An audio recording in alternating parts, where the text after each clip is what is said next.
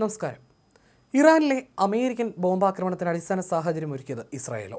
Iran സമയം പുലർച്ചെ 2:30 അമേരിക്കയുടെ ആക്രമണം. 3 ആണവ കേന്ദ്രങ്ങളിൽ ഏതാണ്ട് ഒരേ സമയം ബോംബിട്ടു. ഇന്ത്യൻ സമയം പുലർച്ചെ 4 മണിയായിരുന്നു. അപ്പോൾ അമേരിക്കയിൽ വൈകിട്ട് 6 മണിയും.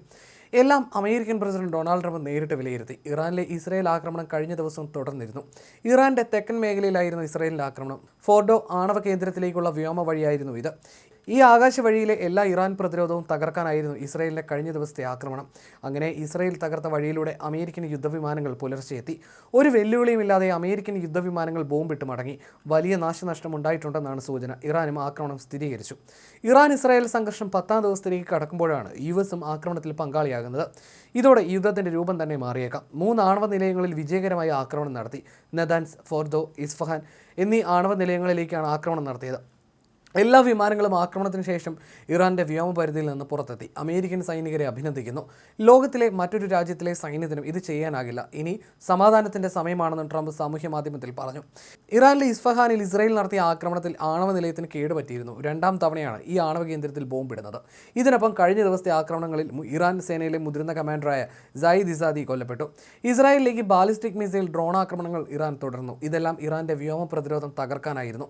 അതായത് അമേരിക്കൻ ആക്രമണത്തിന് എല്ലാ ഭൗതിക സാഹചര്യവും ഇസ്രായേൽ ഒരുക്കി. അമേരിക്കയുടെ ആക്രമണ പദ്ധതി ഇസ്രായേൽ മുൻകൂട്ടി അറിഞ്ഞുവെന്നാണ് സൂചന. ഇറാനെതിരായ US ആക്രമണങ്ങളിൽ B-2 ബോംബറുകൾ ഉൾപ്പെട്ടിട്ടുണ്ടെന്ന് US ഉദ്യോഗസ്ഥൻ പറഞ്ഞു. ആണവായുധം വഹിക്കാൻ ശേഷിയുള്ള B-2 ബോംബർ വിമാനങ്ങളാണ് ഇറാനിൽ ആക്രമണം നടത്തിയത്. ഇനി അമേരിക്ക ഹൂതികളെയും ആക്രമിച്ചേക്കും. ഇസ്രായേലിനൊപ്പം ചേർന്ന് ഇറാനെ ആക്രമിച്ചാൽ അമേരിക്കൻ കപ്പലുകൾ ചെങ്കടലിൽ മുക്കുമെന്ന് യമനിലെ ഹൂതി വിമതരുടെ മുന്നറിയിപ്പ് അമേരിക്ക ഗൗരവത്തിലെടുത്തിട്ടുണ്ട്. ഇസ്രായേലിനൊപ്പം ഇറാനെതിരായ ആക്രമണത്തിൽ അമേരിക്ക പങ്കെടുത്താൽ ഹൂതി സായുധ സേന ചെങ്കടലിൽ അവരുടെ ചരക്ക് കപ്പലുകളെയും യുദ്ധക്കപ്പലുകളെയും ലക്ഷ്യമിടുമെന്ന് ഹൂതി സൈന്യ വക്താവ് സഹ്യ സരി പറഞ്ഞതായി അന്താരാഷ്ട്ര മാധ്യമങ്ങൾ റിപ്പോർട്ട് ചെയ്തിരുന്നു. നേരത്തെ ഗസയിൽ ഇസ്രായേൽ യുദ്ധം ആരംഭിച്ച ശേഷം ഫലസ്തീനികൾക്ക് പിന്തുണ അറിയിച്ച് ഹൂതികൾ കപ്പലുകൾക്ക് നേരെ ആക്രമണം നടത്തിയിരുന്നു. ഇസ്രായേലിനെ പിന്തുണയ്ക്കുന്ന രാഷ്ട്രങ്ങളുടെ കപ്പലുകൾക്ക് നേരെയാണ് ആക്രമണം ഉണ്ടായത്. ഇതിന് പിന്നാലെ US ഹൂതികൾക്ക് നേരെ വ്യാപക ആക്രമണം നടത്തിയിരുന്നു. ഒമാന്റെ മധ്യസ്ഥതയിൽ ഇക്കഴിഞ്ഞ മെയിലാണ് അമേരിക്കയും ഹൂതികളും തമ്മിൽ വെടിനിർത്തൽ കരാറിലെത്തിയത്. ചെങ്കടലിലും ബാബൽ മദ്ദബ് കടലിടുക്കിലും ഇരു കക്ഷികളും പരസ്പരം ആക്രമണത്തിൽ ഏർപ്പെടില്ലെന്നാണ് കരാർ നിലവിൽ വന്നതോടെ ഹൂതികൾക്ക് നേരെയുള്ള ബോംബാക്രമണം US നിർത്തിയിരുന്നു. ലോകത്തെ വാണിജ്യ കപ്പൽ ഗതാഗതത്തിന്റെ 40% ചെങ്കടൽ വഴിയുള്ളതാണ്. ചെങ്കടലിനെയും മെഡിറ്ററേനിയൻ കടലിനെയും ബന്ധിപ്പിക്കുന്ന സൂയസ് കനാൽ ലോകത്തിലെ തന്നെ ഏറ്റവും തിരക്കേറിയ കപ്പൽപാതയാണ്. ചെങ്കടൽ വഴിയുള്ള കപ്പൽ നീക്കങ്ങൾ പ്രതിസന്ധിയിലാകുന്നത് ആഗോള വിപണിയിലും പ്രത്യാഘാതമുണ്ടാക്കും. നേരത്തെ ഹൂതി ആക്രമണത്തെ തുടർന്ന് കപ്പലുകൾ ഈ റൂട്ട് ഒഴിവാക്കി ആഫ്രിക്കയിലെ കേപ്പ് ഓഫ് ഗുഡ് ഹോപ്പ് വഴി ദിവസങ്ങൾ കൂടുതൽ യാത്ര ചെയ്താണ് സഞ്ചരിച്ചത്. ഇറാൻ ഇസ്രായേൽ സംഘർഷം തുടങ്ങി 10ാം നാളാണ് അമേരിക്ക നേരിട്ട് ആക്രമണം നടത്തുന്നത്. സംഘർഷത്തിൽ ഇടപെടുന്നതിനെക്കുറിച്ച് 2 ആഴ്ച കഴിഞ്ഞ് തീരുമാനമെടുക്കുമെന്നായിരുന്നു ട്രംപ് നേരത്തെ പറഞ്ഞിരുന്നത്. ഇതിനിടയിലാണ് അമേരിക്കയ്ക്ക് ഇറാൻ മുന്നറിയിപ്പ് നൽകിയത്.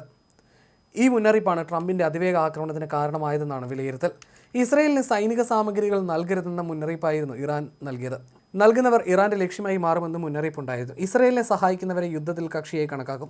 യുദ്ധത്തിൽ ഇറങ്ങേണ്ടി വന്നാലും ആണവ സമ്പുഷ്ടീകരണം നിർത്തില്ലെന്ന് ഇറാൻ പ്രസിഡന്റ് പറഞ്ഞതായി വാർത്താ ഏജൻസിയായ ഇർന റിപ്പോർട്ട് ചെയ്തിരുന്നു. സമാധാനപരമായ ആവശ്യങ്ങൾക്ക് ആണവ പദ്ധതി ഉപയോഗിക്കുന്നത് സംബന്ധിച്ച് ചർച്ച ചെയ്യാനും സഹകരിക്കാനും തയ്യാറാണ്. പക്ഷേ ഒരു സാഹചര്യത്തിലും ആണവ പദ്ധതി നിർത്തില്ലെന്ന് Iran president Masoud Pezeshkian French president Emmanuel മാക്രോണോട് ഫോൺ സംഭാഷണത്തിൽ പറഞ്ഞിരുന്നു. ഇത് അമേരിക്കയ്ക്കുള്ള ഭീഷണിയായിരുന്നു. ഈ സാഹചര്യത്തിലാണ് ഇറാനെ അമേരിക്ക നേരിട്ട് ആക്രമിച്ചത്.